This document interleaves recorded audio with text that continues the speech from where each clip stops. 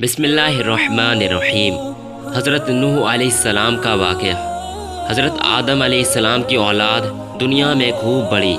آہستہ آہستہ یہ خدا کو بھولتے گئے جس نے اسے پیدا کیا تھا اور جو ان کا پالنے والا ہے، اور شیطان کے بہکائے میں آنے لگے جس نے حضرت آدم علیہ السلام کو جنت سے نکلوا دیا تھا۔ شیطان کے بہکائے میں آ کر وہ لوگ بتوں اور آگ سورج وغیرہ کو پوجنے لگے اور ایک خدا کے بجائے مٹی اور پتھر کے بہت سے خدا بنا لیے۔ اپنے ہاتھ سے اپنے خدا بناتے اور پھر ان سے مانگتے، حالانکہ یہ مٹی اور پتھر ان کے لیے کچھ بھی نہ کر سکتے تھے۔ ان کے لیے کیا کرتے؟ اللہ تعالیٰ جو اپنے بندوں سے بڑی محبت رکھتا ہے، اس کو یہ کبھی گوارا نہیں کہ اس کے بندے شیطان کے بہکائے میں آ کر اللہ کے علاوہ کسی اور کی عبادت کرنے لگیں اور اس کی سزا میں مرنے کے بعد دوزخ میں جلیں۔ اللہ پاک نے حضرت نوح علیہ السلام کو اپنا نبی بنا کر بھیجا۔ اس زمانے میں لوگوں کی عمریں بہت بڑی بڑی ہوتی تھیں۔ حضرت نوح علیہ السلام 950 سال تک اپنی قوم میں وعظ کرتے رہے کہ اے لوگوں، صرف ایک اللہ کی عبادت کرو اور میرا کہا مانو، وہ تمہارے گناہ معاف کر دے گا۔ لیکن لوگوں نے حضرت نوح علیہ السلام کی باتوں کو نہ مانا اور اپنے کانوں میں انگلیاں دے لیں اور کپڑے اوڑھ لیے تاکہ حضرت نوح علیہ السلام کی آواز کانوں تک نہ پہنچے۔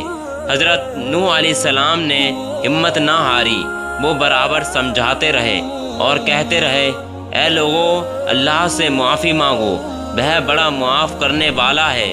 وہ تم پر آسمان سے بارش برسائے گا تاکہ تم خوب اناج پیدا کر سکو، اور اس کے ذریعے سے بڑے بڑے باغ پیدا کر دے گا، ان میں سے نہریں پیدا کر دے گا، تمہیں مال و دولت دے گا اور بیٹے دے گا۔ تمہیں کیا ہو گیا ہے کہ تم خدا کو نہیں مانتے، حالانکہ اس نے آسمان بنائے، چاند اور سورج بنائے۔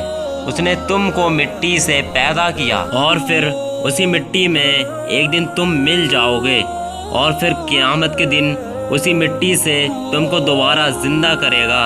لیکن لوگوں نے اپنے بتوں کو نہیں چھوڑا اور حضرت نوح علیہ السلام سے کہنے لگے کہ ہم اپنے بتوں کو ہرگز نہ چھوڑیں گے، اور ہم تو تم کو اپنے جیسا آدمی ہی دیکھتے ہیں، اور تمہارا کہنا بھی صرف چند غریب لوگوں نے مانا ہے، اور ہم تو تم کو جھوٹا سمجھتے ہیں۔ حضرت نوح علیہ السلام نے کہا کہ اے میری قوم، میں تم کو جو نصیحت کرتا ہوں اس کے بدلے میں تم سے کوئی مال و دولت نہیں چاہتا، اور جو غریب آدمی مسلمان ہوئے ہیں اور اللہ پر ایمان لائے ہیں ان کو میں اپنے پاس سے تمہارے کہنے سے نکالوں گا نہیں۔ اگر میں ان کو اپنے پاس سے نکال دوں تو خدا کے عذاب سے مجھے کون بچائے گا؟ اگر میں ایسا کروں گا تو بہت ناانصاف ہو جاؤں گا۔ ان کی قوم کے لوگوں نے کہا، اے نوح، ہم نے جھگڑا بہت کر لیا، اگر تم سچے ہو تو جس عذاب سے تم ہم کو ڈراتے ہو وہ لے آؤ۔ حضرت نوح علیہ السلام نے کہا کہ جب اللہ پاک چاہیں گے عذاب لے آئیں گے۔ اللہ تعالیٰ نے حضرت نوح علیہ السلام کو وحی کے ذریعے سے حکم بھیجا کہ تمہاری قوم میں جو لوگ ایمان لا چکے ہیں ان کے علاوہ اور کوئی ایمان نہ لائے گا، تم غم نہ کرو، ایک کشتی بناؤ۔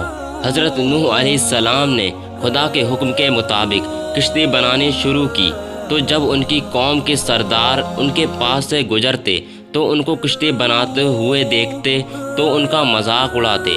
حضرت نوح علیہ السلام ان کے مذاق کے جواب میں کہتے کہ آج مذاق کر لو، کل جب تمہارے اوپر عذاب آئے گا تو اس وقت ہم تمہارا مذاق اڑائیں گے۔ آخر اللہ تعالیٰ کا عذاب اس کے وعدے کے مطابق آیا، زمین سے پانی نکلنا شروع ہوا اور آسمان سے بارش آنی شروع ہوئی۔ اللہ تعالیٰ نے حضرت نوح علیہ السلام کو حکم دیا کہ سب جانوروں کا ایک ایک جوڑا کشتی میں سوار کر لو، اور جو لوگ تمہارے اوپر ایمان لائے ہیں یعنی مسلمان ہو گئے ہیں ان کو سوار کر لو۔ حضرت نوح علیہ السلام نے اس کشتی میں سوار ہونے والوں سے کہا کہ اللہ تعالیٰ کا نام لے کر اس کشتی میں سوار ہو جاؤ کہ اس کا چلنا اور ٹھہرنا اسی کے ہاتھ میں ہے۔ اللہ تعالیٰ بڑا بخشنے والا مہربان ہے۔ کشتی ان سب کو لے کر لہروں میں چلنے لگی تو اس وقت حضرت نوح علیہ السلام نے اپنے بیٹے سے کہا، اے بیٹا ہمارے ساتھ سوار ہو جاؤ اور کافروں کے ساتھ مت ہو۔ اس نے کہا، میں کسی پہاڑ پر چڑھ جاؤں گا۔ حضرت نوح علیہ السلام نے کہا کہ آج خدا کے عذاب کے سوائے خدا کے کوئی بچانے والا نہیں۔ اتنے میں دونوں کے درمیان ایک پانی کی لہر اٹھی اور وہ ڈوب گیا۔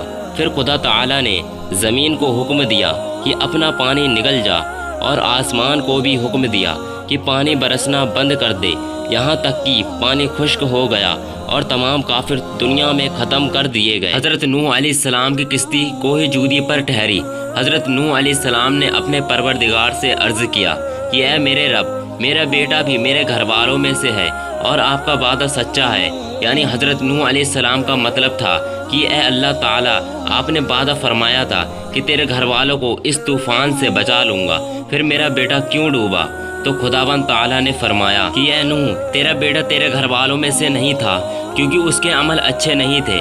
میں تجھ کو نصیحت کرتا ہوں کہ ایسی بات نہ کر جو تیرے علم میں نہیں، اس لیے کہ کنعان اللہ کے علم میں ازلی میں کافر تھا، اور یہ بات نوح علیہ السلام کے علم میں نہ تھی۔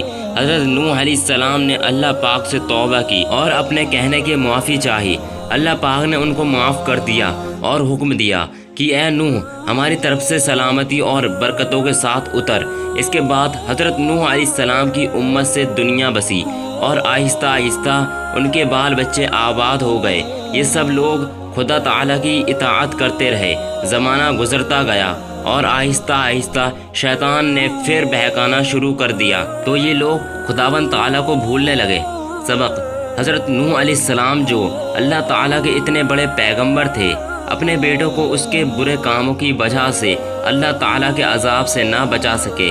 اس طرح اگر ہمارے ماں باپ اللہ کے کتنے ہی ولی کیوں نہ ہو، اگر ہمارے عمل اچھے نہ ہو تو وہ ہم کو اللہ تعالیٰ کے عذاب سے نہ بچا سکیں گے۔ ہم کو اپنے بزرگوں کے نیک عمل کا سہارا نہیں لینا چاہیے، بلکہ اللہ تعالیٰ اور اس کے رسول صلی اللہ تعالیٰ علیہ وسلم کے بتائے ہوئے کاموں پر عمل کر کے نیک بننا چاہیے۔ اسی وجہ سے اللہ تعالیٰ نے قرآن مجید میں کہا ہے کہ اگر تم ایک ذرہ برابر بھی نیکی کرو گے تو اس کا بدلہ ہم تم کو دیں گے، اور اگر ایک ذرہ برابر بھی برا عمل کرو گے تو وہ بھی تمہارے سامنے آ جائے گا۔ دوستو، ویڈیو اچھی لگی ہو تو ویڈیو کو لائک کر کے چینل کو